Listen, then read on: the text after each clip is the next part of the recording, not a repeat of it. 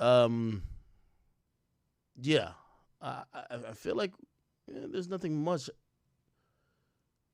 Yeah. Let's get back into reading that. Okay, so here we go.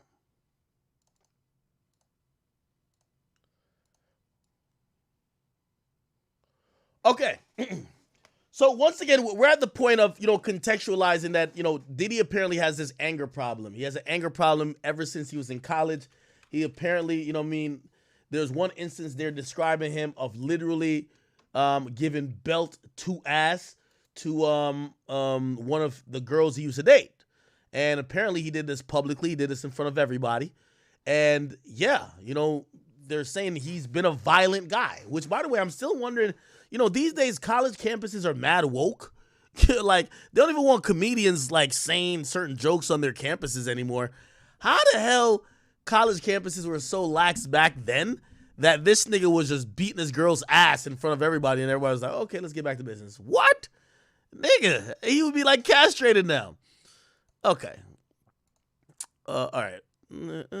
Okay. Anyway, it starts talking about, him dating some people early on, Joy Dickerson, Neil, and now it's at the point where they're talking about making of a mogul. They said cast out of Uptown, so basically he was cast out of Uptown, and apparently they said, he was hired by Andre Harrell, but they said Harrell said that he was going to fire Puff because Puff was getting too big for himself. He's bothering people. Okay, they fired Diddy in 1993. Okay. And apparently Uptown was supposed to supervise the album release of Sean Combs' newest signee, which is Christopher Wallace, but Combs was free to find a new home for his new label. So then he basically took the termination and then pretty much built Bad Boy into what it is. It says, I cried for a few days. I felt like I want to jump off a building, Combs told Rolling Stone in 1995. I think at times I was hard to work with. Possibly I was doing shit that an asshole would do, just abusing the power. But that was only a little bit of the time, right? It's kind of ironic that they have quotes of him even in 1995 saying, yeah, I was abusing power. Like, shit, we're like 20 years later. And I think abusing power might be an understatement, right? If these things are true. It says, the making of a mogul. Cast out of Uptown and blamed for the tragedy that claimed 9 lives. Wait, what's tragedy? Ooh. Back in the Uptown office, his inflated ego outsized the pains and Machiavellian scheming were becoming a problem for his peers. He went from internally divisive to openly controversial. In 1991, when him and Heavy D helped organize a celebrity charity basketball game at City College, it left 9 people dead. Oh, that's what happened. 9 people died at a celebrity basketball game that he had. Oh, so then he gets fired. He got cast out of Uptown, and he could have faded into obscurity. But he was scrappy and determined and quickly secured a reported $10 million deal from Arista Records and Clive Davis that kept Bad Boy Entertainment alive. He was helming a skeleton crew, eager to turn artists into superstar and cement hip-hop as a mainstream genre. While the world did not understand the power of hip-hop, I was working in it and watching it unfold. Michelle Joyce, Bad Boy's first director of marketing, says, I knew beyond a shadow of a doubt that it wasn't if it was going to pop. That it wasn't. What? Oh, it wasn't if it was going to pop, it was when. It wasn't easy. Hours were brutal, pay was low, and workload was intense. This summer, only 1 year after Combs' dismissal from Uptown Records, their work paid off with Craig Mack's ubiquitous Flavor in Your Ear, then Notorious B.I.G. One More Chance. In the next 3 years, Bad Boy would become the premier label for upcoming hip-hop and R&B artists, churning out chart-topping albums from Faith Evans, Total, 112, and soundtracking clubs and radio stations nationwide.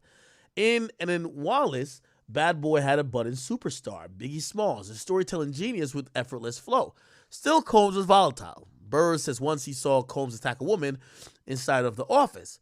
He and ex-employee told Rolling Stones they had to tear Combs off the woman after hearing screams and the sound of shattering glass.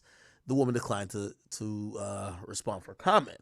Felicia Newsom, the first manager of Bad Boy Recording Studio, Daddy's House, said she once held Combs back when he was going to beat this girl's ass after a fight broke out between 2 women. He said, I'm holding by the waist saying you need to calm down. This is not your fight, she recalls saying. Former Arista intern April Lampros claimed Combs turned violent with her too. And in a lawsuit filed in May, she alleged that Combs attacked her in a parking garage in mid 1900s, forcing her to her knees to perform oral sex. It was one of the 4 horrific sexual assaults she says she endured during her on and off relationship with Combs. As Bad Boy was on the rise, staffers kept Combs' transgressions quiet, whether out of loyalty, fear, or belief. Sorry. Allergies, okay? Fuck. I believe that such incidents were rare. Outwardly, he was the label's unseasonably hype man, ad-libbing on tracks, making cameos in artist videos. It was clear he wanted something bigger for himself. I distinctly remember the day Clive Davis called and asked me to start garnering press for Puffy, just as if he was an artist, says Brookshire. Behind his back, I used to call him my problem child, notorious VIP. Combs got all the press he wanted when he and his LA counterpart, Death Row boss Marion Suge Knight, became entangled in a year-long heavyweight hip-hop fight. The pair had once been friendly. Combs even modeled Bad Boy after Death Row, he told Rolling Stone in 1997, but a subsequent rivalry between Biggie and Knight's charismatic superstar Tupac Shakur would turn in a pure victory for both labels. Combs was fond of Shakur, admiring his ability to marry street credibility with mainstream appeal. And Burrs noted that the Bad Boys team spent the summer of 1993 studying the rapper's buoyant hit I Get Around as a blueprint for a commercial hip-hop record. Desperate to be taken serious, Combs tried to foster a friendship, but Shakur wasn't interested. Pac didn't have any kind of respect for Puff, says 90s hip-hop photographer Monique Bunn, who was close with Wallace and other Bad Boy artists. To Shakur and even Wallace, Bunn says Combs was a corny executive. Instead, Shakur bonded with Wallace, Biggie, whom he viewed as his peer. She remembers. As a result, he says, referring to Combs, there was someone on the sidelines jealous, basically saying that Diddy was jealous of Biggie and Pac's relationship. The friendship would be short-lived after Shakur was ambushed and shot 5 times. In the lobby of Quad Studios in 1994, he blamed Combs and Bad Boy for setting him up, which Combs always denied. From there, everything got blown out of proportion, Brunn said. Bad Boy execs started encouraging Wallace to write certain songs. Burrs said, despite the rappers not feeling so beefy with his former friend, with tension frothing, Combs releases the Wallace single, Who Shot Ya, in 1995. It was widely viewed as a sneering provocation aimed at Shakur, though Wallace was adamant it wasn't. Shakur responded with a ferocious hit 'em up, pushing hostilities to their peak. Perhaps seeing a promotional play, Combs stoked the East Coast-West Coast rivalry. The two label heads traded jabs, with Knight cast as the intimidating cigar-chomping, gang-affiliated boss, and Combs the slick, clean-cut executive. When a 25-year-old Shakur was murdered on the night of September in 1996 in a drive-by shooting in Las Vegas, Knight immediately pointed the finger at Combs, who denied involvement. All right, let's get to some more beefy parts of this shit. Pause.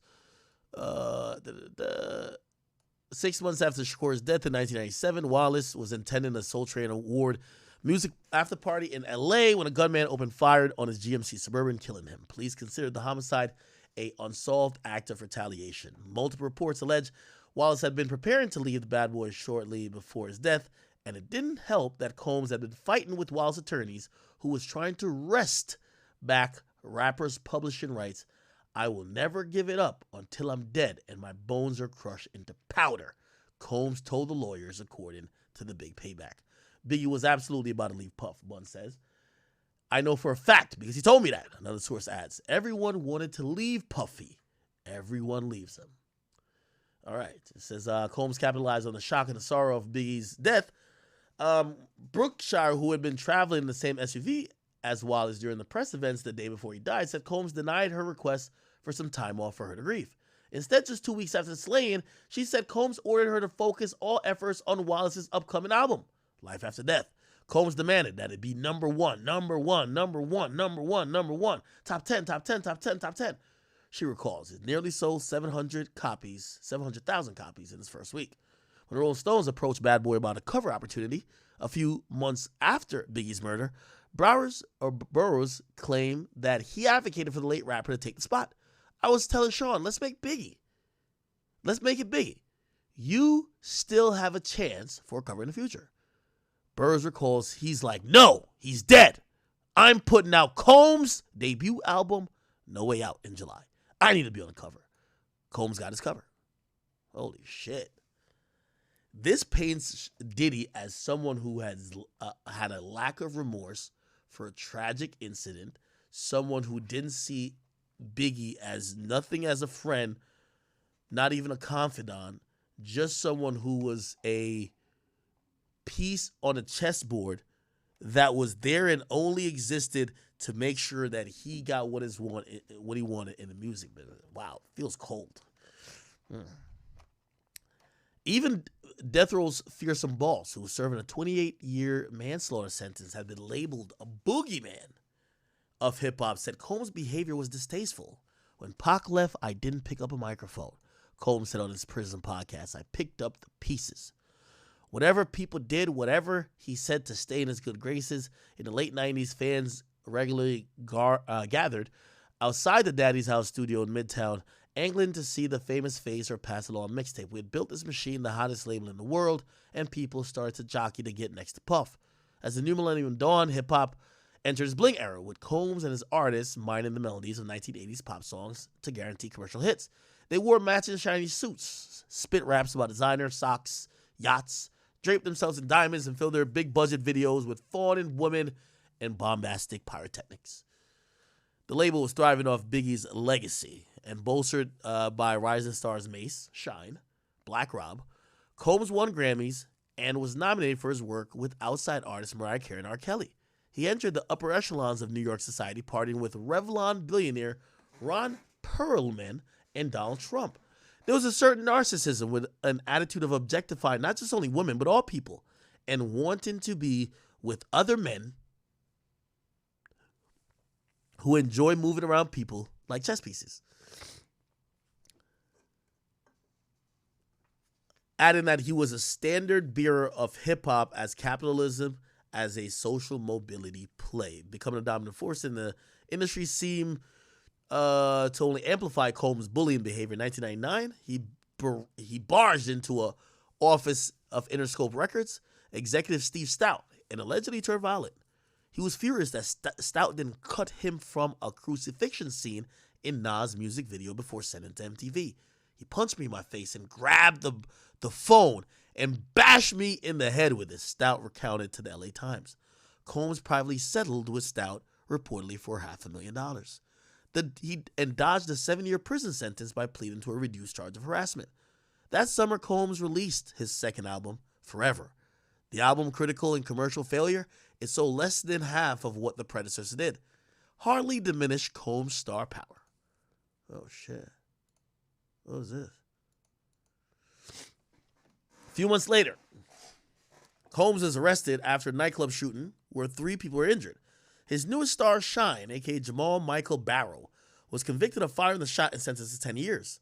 Barrow was deported to Belize upon his 2009 release. Combs, meanwhile, was charged with weapons possession and attempted bribery after he and then girlfriend Jennifer Lopez fled the shooting in a Lincoln Navigator and reportedly ran 11 red lights. Combs was facing up to 15 years if convicted. Kevin Roger Francis, a host at Combs' restaurant, Justin's, who did marketing work for Combs' short-lived magazine, Notorious, recalls the mogul scrambling for money, shuttering the magazine, and hitting the restaurant drawers for cash in what Francis presumed was an effort to cover hefty legal bills. The prosecutor claimed Combs offered cash to witnesses. After some said Combs was a shooter, victim Nathania Rubin was adamant that Combs fired the bullet that tore through her nose. Combs' own driver testified that Combs offered him $50,000 and a $40,000 pinky ring as collateral if he would say he owned the unlicensed gun found in the SUV. Others have claimed Mr. Combs paid as much as $1 million to Barrow through an intermediary to buy his silence. Barrow denies the claim to Rolling Stone, calling it a ridiculous misinformation. After a 6-week trial, Combs was acquitted in March 2001. With mounting scandals, a tabloid relationship with Lopez, and popularity of his Sean John clothing line, which launched in 1998, he entered pop culture's stratosphere. It became a point of pride to work for Bad Boy, says former Flash Rodriguez. It wasn't just a company, it was a lifestyle. But Combs was difficult to work with. Employees who want to stick around had to learn how to speak to Puff, or had to speak Puffy. Brookshire had multiple sources say, a demanding boss, he would often yell to get his point across and fired employees on a whim. No one on his team spoke back to him. Former Daddy's House studio manager Newsom says no one challenged him. Another source recalls Mace, whose real name is Mason Betha, called Combs Massa behind his back. Betha did not respond to his request for a comment. He was so volatile, says a source. He always was on edge and of snapping and being scary. People did whatever to stay in his good graces, and Puffy exploited people's desires to be in those environments. Okay, why nobody said anything? All right, chat, we're almost done with this.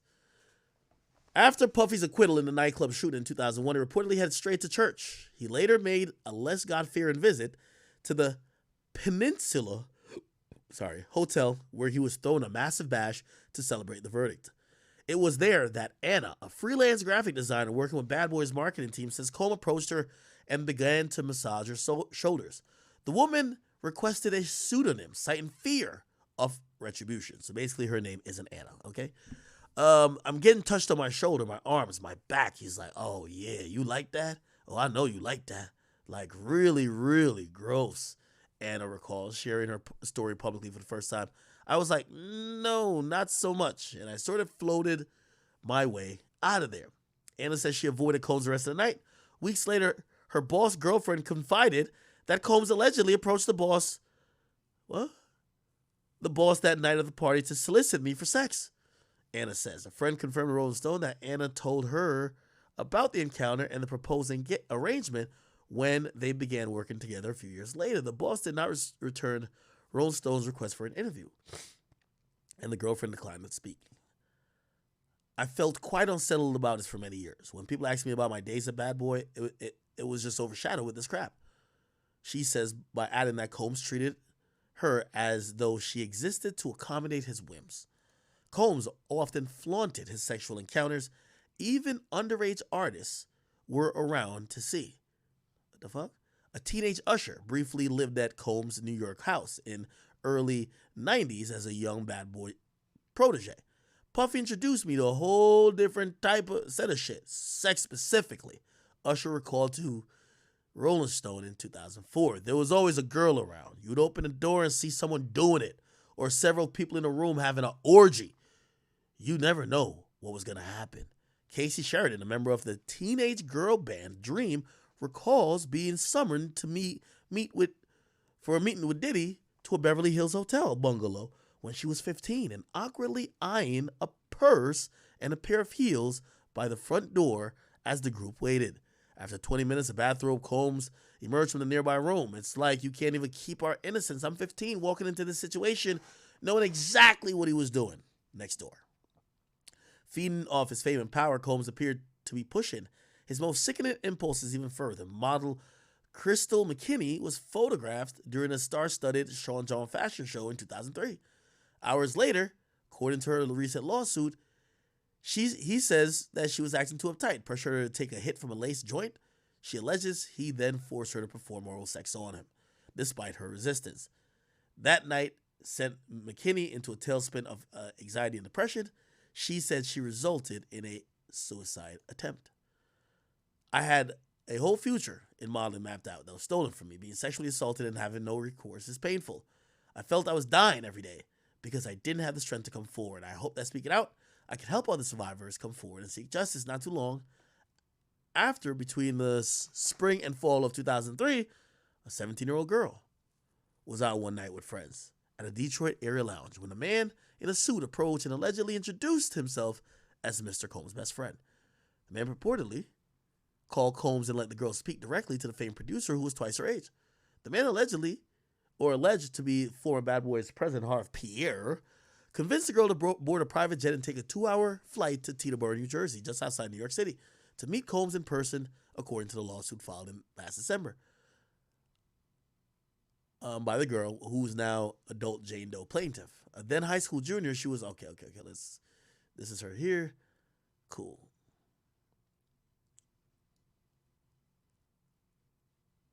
Okay. Combs' lawyer filed a motion to dismiss, calling Joe account a decades-old tale, based his claim, blah, blah, blah. They didn't respond for whatever, and they called it fiction, saying it's a desperate attempt for financial gain. Drugs were constantly a part of Combs' life. Ventura alleges in a lawsuit, claiming he was addicted to prescription painkillers and took ecstasy frequently. She claims he had pills and other drugs in the open like candy, and that he would supply alcohol, ecstasy, cocaine, the sedative GHB, ketamine, and marijuana during the freak-offs. But far from enhancing a party vibe, Ventura and others says these substances only darkened his mood. Once Combs got drunk or high enough, says one frequent party guest in the early 2000s, he would turn violent and loud. He would take his anger out on people. At several points when he was extremely intoxicated, Ventura alleges he beat her. An industry source says that once they left the party at Combs' home, because they felt so uncomfortable watching the aggressive Combs yell at Ventura throughout the night, you could tell in her eyes she was scared. They said, it's like, is this normal? Am I tripping right now? Why nobody saying nothing? Are they scared of him? In the 2015 appearance on The Breakfast Club, Combs described the deal that he got with his girlfriend. Let's hear the deal. This is the deal, Chad. I don't want to promise on nothing I can't deliver. Mm-hmm. What I can deliver, I've broken this down. What I can deliver out of a pie is I could promise you that if I'm in a relationship with you, like 25% of your time, you're going to just like feel like, oh man, I hate being here. Oh man, I hate this guy. Oh man, he cheated on me. He lied on me. That's 25%. You know what I'm saying? But then there's 75% of I'm going to make you the happiest woman in the whole wide world. I'm going to be there to support your dreams. I'm going to be there to hold you, listen to you. I'm going to be there to be your best friend. Mm-hmm.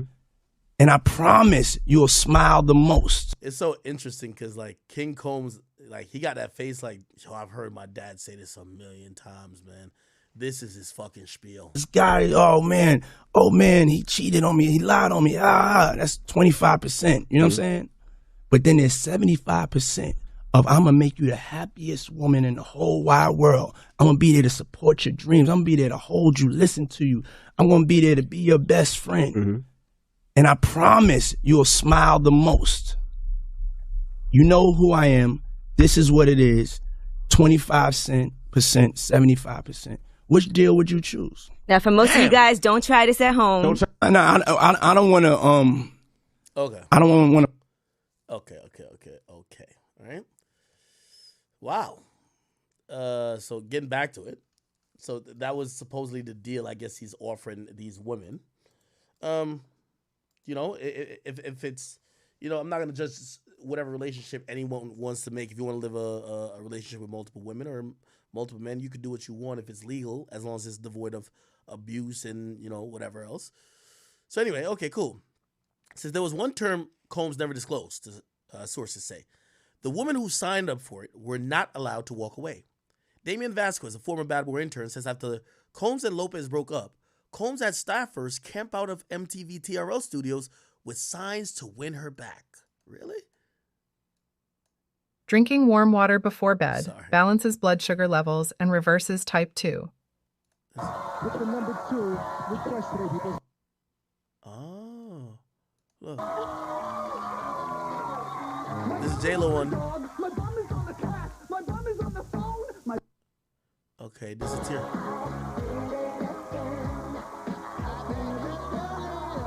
Okay, so this is TRL coming back. Wednesday's TRL. We're into the top 2. You gotta notice a little something different. What is this? Let us hear. What? With the number. What is this? Malitu loves Bella. What the fuck is that? 2.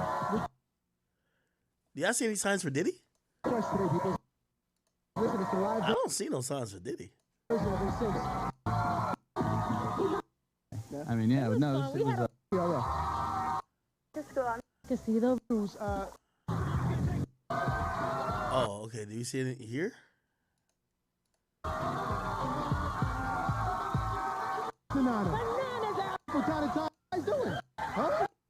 And we had something happen. I don't know. Anyway. Okay, cool.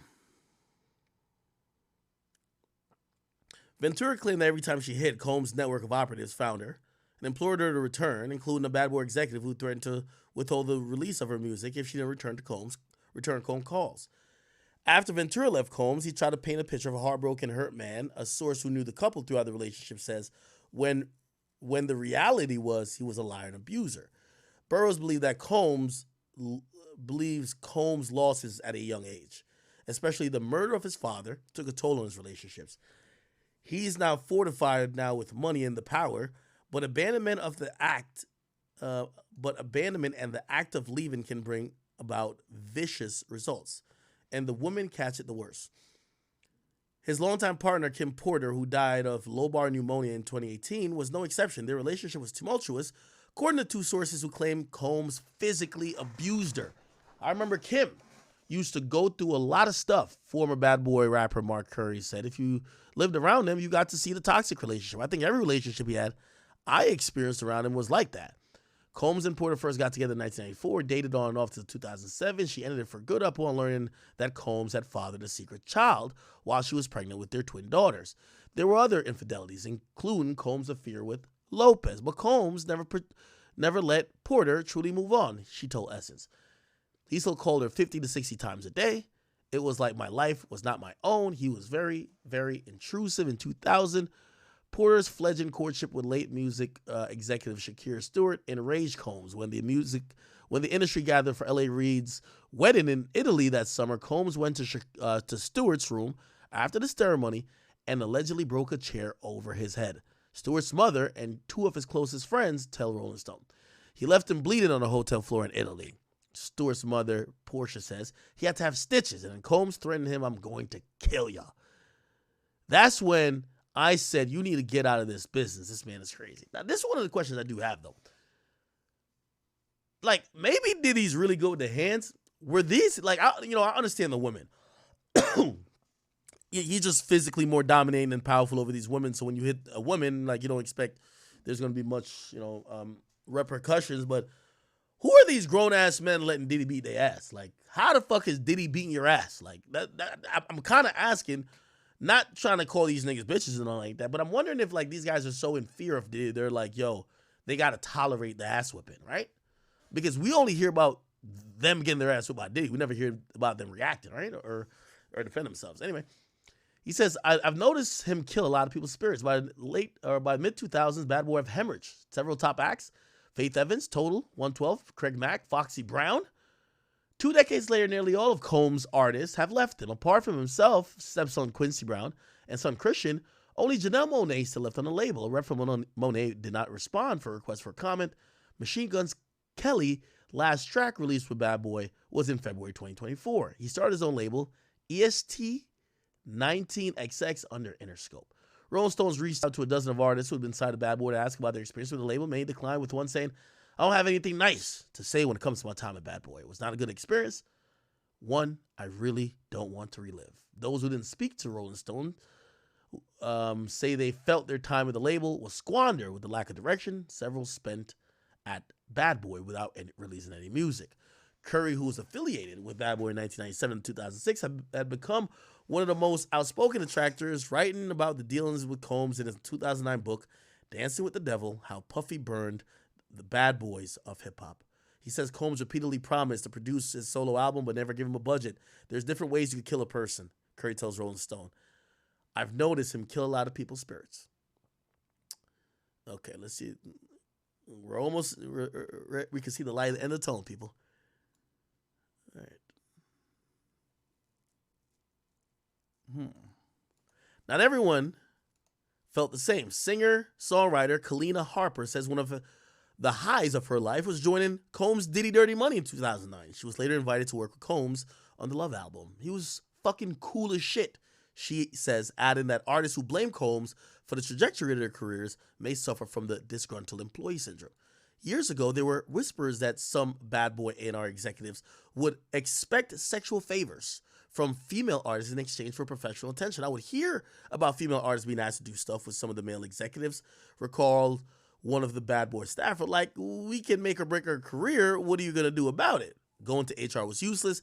If you want your job, you're not going to complain, they add.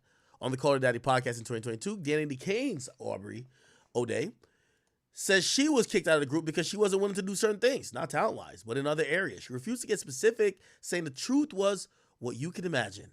There was no Me Too, she added. You can sign a million NDAs and a million contracts that took away your rights. Asked to elaborate, she says the answer to what happens if you don't do what the executive wants, I'm the full-blown fucking story of that. Some who left Combs worried that he might try to expel him from the music industry altogether. Brooklyn rapper Linese Babs Bunny Wiley of Combs' MTV reality show Making a Band said she was blackballed after leaving the label. Bunn, the photographer, claims her gigs instantly dried up after winning the lawsuit against Combs in 2000 for withholding a set of Biggie photos from her.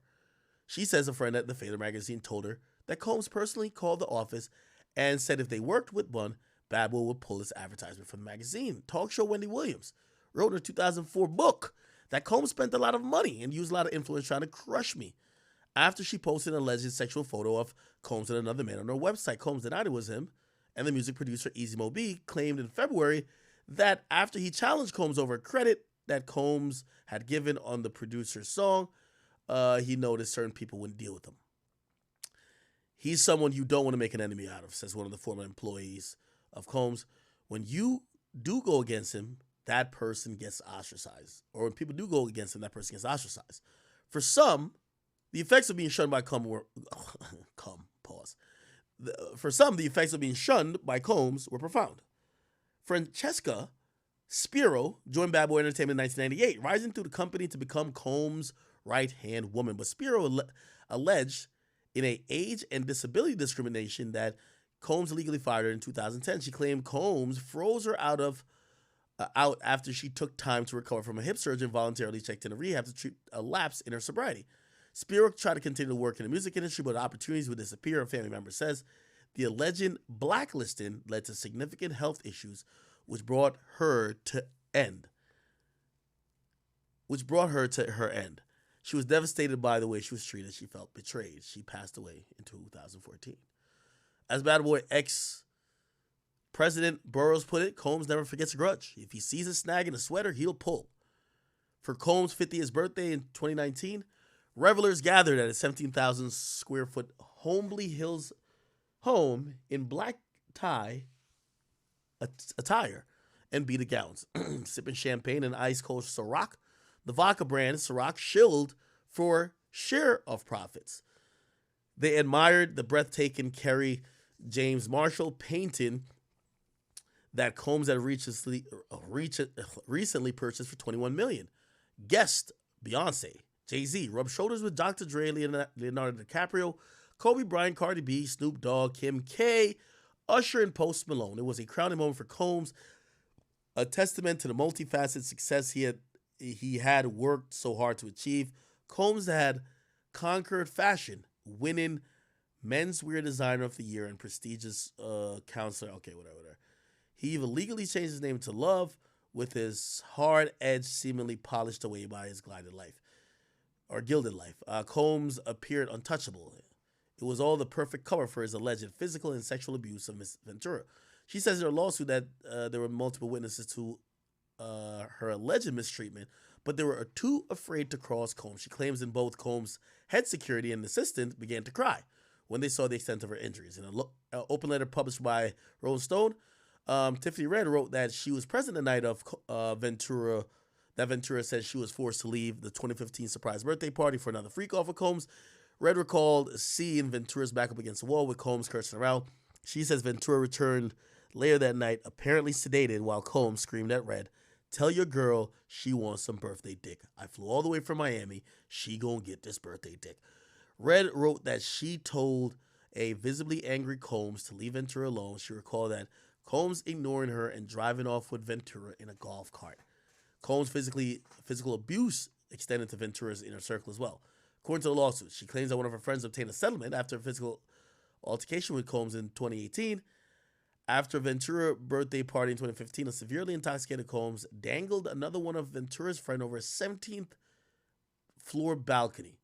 Neither friend responded for comment with Rolling Stone. One source who worked with Combs and Ventura said the people failed to speak up because Combs don't believe in being told no. And if you get caught up in that wrath of it, it can be very, very dangerous. In a lawsuit, she finally said she had the strength to leave for good when Combs allegedly forced his way into her apartment and R-worded her in September 2018. That night, she met with him for dinner, discussing the breakup. She claims Combs pulled off her clothing, assaulted her. She repeatedly said no and tried to push him away. A month later, people reported the relationship was over, citing a source who said Ventura was moving on with a renewed focus on her career. Though Ventura alleged hell at the hands of Combs was largely unknown until she filed her complaint, overlapping public claims about his behavior made minor headlines during the decade they spent together. In 2017, he was sued for sexual harassment by personal chef Cindy Ruida, who in the lawsuit described it seemed bizarre at the time, but it's gained renewed scrutiny. She claimed that when she worked for him in 2015 and part of 2016, he regularly had her serve dishes while he and his guests were engaged in sexual activity. Ruda claims that Combs once asked her to prepare a post-coital meal and then greeted her fully naked and asked if she liked his naked body. One incident in 2015 alleged involved Combs ordering her to serve breakfast in his room, then partaking in sexual activity with model Gina Hugh as she dropped the food on a table and fled. The lawsuit was forced into arbitration and ended privately. A lawyer for Ruda did not respond to requests for comment. The girl then, Gina, reemerged in 2019 with claims that Combs beat her in an interview with gossip blogger Tasha K. She stated that she started dating Combs in 2014. All right, cool. All right, anyway, is there anything else?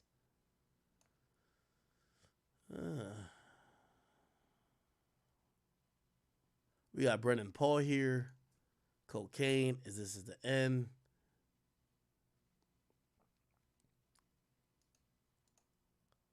This is his apology video. Not hysterical. Oh, he posted some shit with TD Jakes.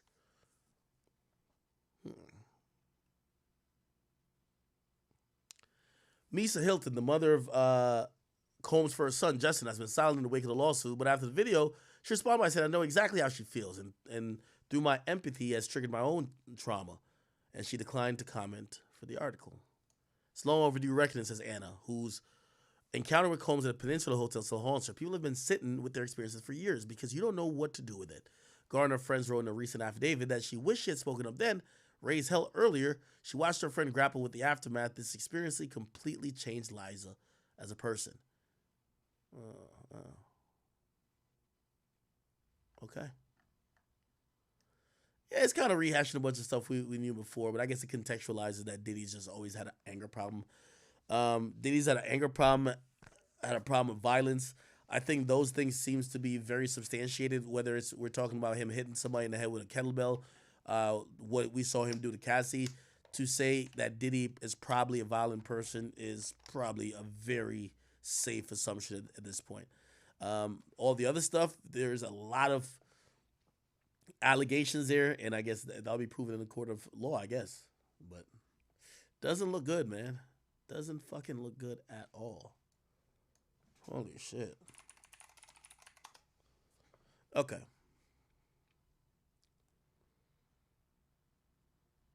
Let me see. Here's some more speculations, okay? So now, more speculations on who leaked the video. And this is, I think this is Chris Brown's lawyer. That's about to speculate now. Check this out, Chad. Here we go. Look, what do you make of the idea that they're bringing in people who say he sexually assaulted me, he abused me to a grand jury in terms of what that can mean for an indictment? Well, look, this is no surprise. I'm very cynical about what's happened here. I'm cynical that all of a sudden there was this kind of shock and awe search warrant raid, which literally was out of nowhere. Then I'm very cynical that somehow a surveillance tape in a hotel that had never come to pass for 8 years gets released sometime after that raid. Then I'm very cynical, and by the way, I know the other author of that article in the Rolling Stone, Nancy Dillon. I've known her for many years in her previous incarnations, but you then see that there is this story that comes out, and by the way, in between, there were several more leaks to CNN. The cynic in me says, why? And what is the one connected fiber of all of this is Homeland Security. Why would Homeland Security be leaking all of this stuff? Because either their witnesses are not telling them what they want to hear, call me a cynic, or they want to make sure that they destroy any chance of Diddy getting a fair trial, make sure that they make him a persona non grata so that he doesn't have a constituency or a demographic that would push back. So I readily admit I'm a defense lawyer, and that's the way I think. I readily admit that I've represented Sean for many years, but I will tell you this, Sean's organization is hardly a RICO organization. I have dealt with them on and off for over a decade. It is a multi-billion-dollar operation that is run with some people who are very talented, who have wonderful backgrounds, and are hardly running a RICO operation. Interesting.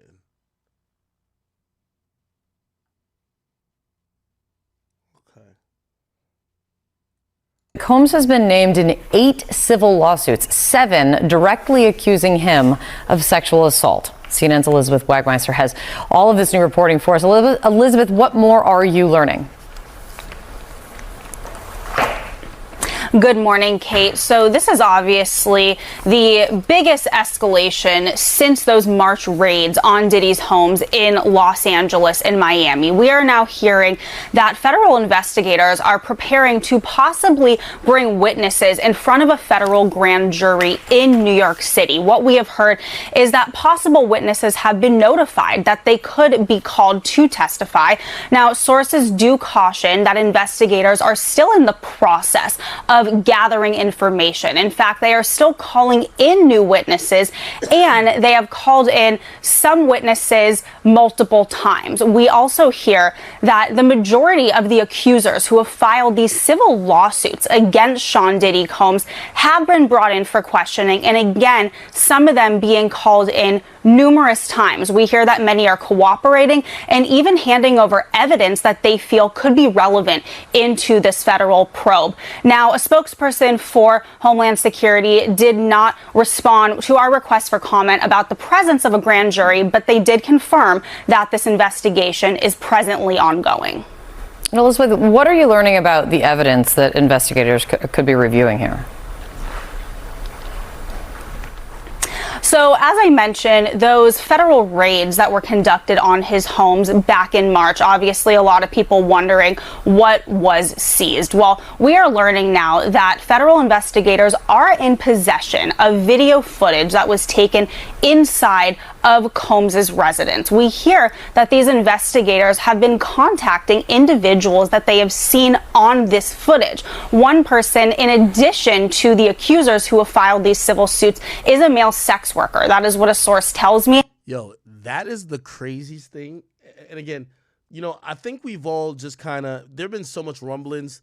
And even after, you know, by the way, the raid was done after. Like, this is so hard to believe. It's hard to believe that the feds would find videotapes. And I'm going to tell you why I feel like it's hard to believe. Now, I'm not saying they didn't, right? I actually believe they did. But it goes to show a very devious and arrogant aspect or look at Diddy. Like, put it like this. If you get served with a civil suit, right? And you hear, by the way, this didn't come randomly. There was rumblings of, hey, is the government gonna investigate this? Remember, there was a time NYPD denies investigation. Diddy, like, remember this came out? They denied back in November. They said, we don't have a secret case. Bro, You have the best lawyers in the world. You're telling me that somebody around you after you paid Cassie didn't say, dog, my nigga, whatever evidence you got, you better get rid of it.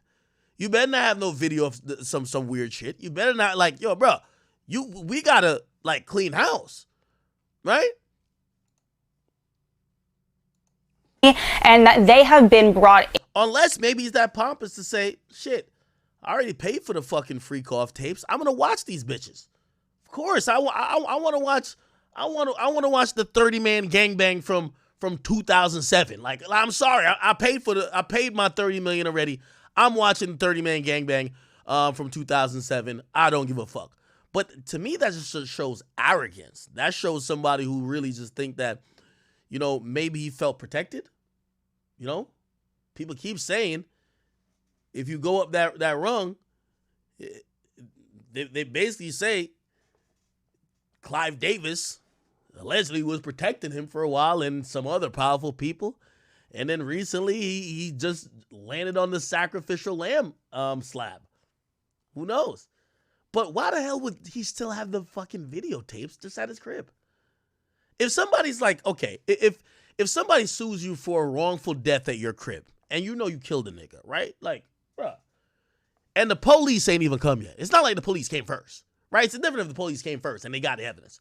Nigga, so you're sitting, you paid the money out, which kind of signals to a lot of people that there was probably more there. And you're telling me you have videotapes just chilling and you're just watching them thinking nobody's going to come get it? That sounds so crazy to me. Now, obviously, people are saying, yo, this whole male sex worker thing, bro. If the biggest part of this case is you being surprised that Diddy might be bisexual or maybe Diddy's fucking a male sex worker or a male sex worker is fucking him, bro, I'm going to be honest with you, man. Like, that's like the least interesting part. Like, this guy was a monster. I don't care if he was fucking, I don't care where his dick was going. Man, woman, anything. It just, you know, like anything legal, clearly, right? You know, his sexual orientation don't matter to me. Like, that's not the, oh my God, he was gay? It's like, damn, this nigga was, you tell me this nigga was taking dick and pussy? Like, bruh, how you gonna be bullying the dick and the pussy? This shit's crazy. Pick a side. In for questioning through these federal investigators. Now, when the raids first happened, we had a law enforcement source tell us at CNN that the investigation was largely based in sex trafficking, which is what HSI specializes in. Now we are hearing that scope has been widened and that investigators are really looking into all of these claims put forth in these civil lawsuits. That would include not just sex trafficking, but also money laundering and illegal drugs. I have a source who tells me, quote, this is much bigger than just these laws. Wow. Also, remember what I was reading in the Rolling Stones article? So basically, this is the cover that Diddy said, yo, man, fuck that nigga Biggie, man. That nigga dead as hell. Put me on the shit. I got an album coming out. And he had the audacity of just like putting big on his chest. You know, kind of looking like maybe he was crying or something. And then obviously you see, basically it's a cover article, Puff Daddy on making the No Way Out album, rival with Tupac Shakur, and the last days of Notorious B.I.G. It kind of, again, these things go into showing maybe the narcissism that was responsible of creating the now what we're calling monster of Diddy, or the mogul monster, the guy who felt like everything should go his way and probably who lacked empathy. But yeah, you know, he was just like, man, fuck that nigga, man. That nigga dead, man. Like, nothing even surprises me anymore when Diddy's name is brought up. Now, new allegations about Diddy came up of him, you feel me, sexually assaulting a female from back in like 2003 or something.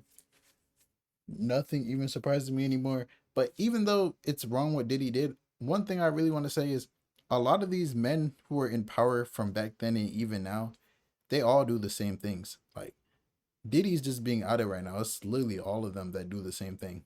Like, especially the ones in power. Like, oh, you want this role? Come do this. You want that? Do this. You feel me? So, hey, a lot of allegations are going to come a lot of people, you feel me? And part of me thinks in my head, like, why don't these people come and like speak up and stuff? But then first off, I think like during those times, first, people won't care. Second, the lawsuit won't go through. But like right now is a perfect time. Like Diddy's name's in the light. All these other allegations close to what you're claiming is like technically true. You feel me? Video proof is starting to come out. So who knows what else that Diddy did? But every single time I see this album, I always think about, damn, what about Jay-Z? Could anything come out about Jay-Z? I don't know why I always think that. But hey, man, just make sure you keep your family away from people like Diddy. And I don't blame her for not, you feel me, coming up saying anything, because someone like Diddy, it seems like Diddy just, we don't know. He doesn't seem like his mind works like a normal person. So, hey, I don't really want to disrespect Diddy though. Feel me? Main reason why I said I'm not surprised that she doesn't want to speak up is because I heard Diddy blows up cars and stuff like what he did to who's the dude that who cars his hair that's close to Kanye? Whatever his name is, I forgot. Kid Cudi. Yeah, I'm good. Just leave Diddy alone, man. He has all the light on him right now. You better pray that 5-10 years doesn't pass and you feel me, he makes it, he thinks in his head, okay, it's time to get this person and that person knocked off. We better pray, because that's the type of person that Diddy seems like. So hey man, it's your boy Big Act News, and yeah, I'm out.